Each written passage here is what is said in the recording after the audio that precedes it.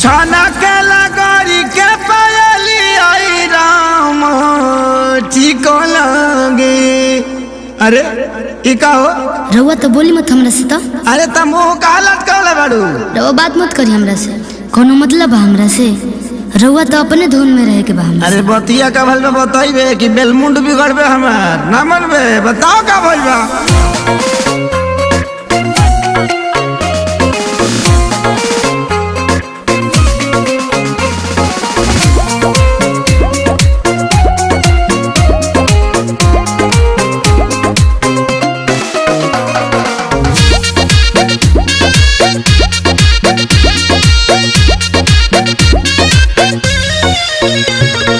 पायल भुलाइल बाकी झुमकाए रानी, बोलत ना बाड़ू का बा परेशानी। हटियो ना।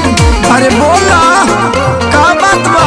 हटियो। पायल भुलाइल बाकी झुमकाए रानी, बोलत ना बाड़ू का बाटे परेशानी। काहे तोहर भोरे से लटकल बलोला हो, लटकल बलोला। हाँ तो सुनी ना।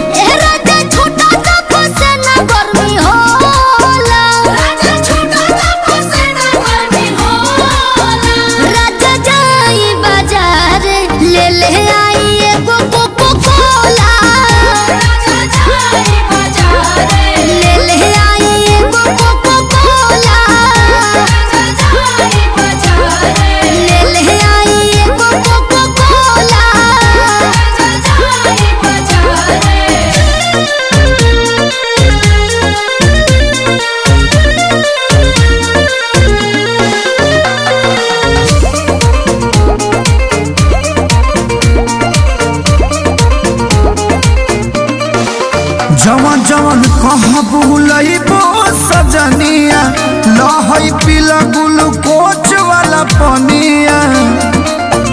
पिया हमरा के तू भुलावेला, मीठा बोली के तोरा में दबावेला।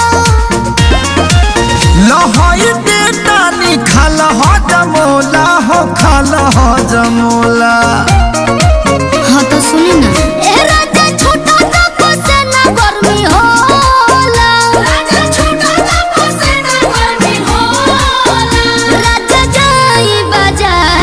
ले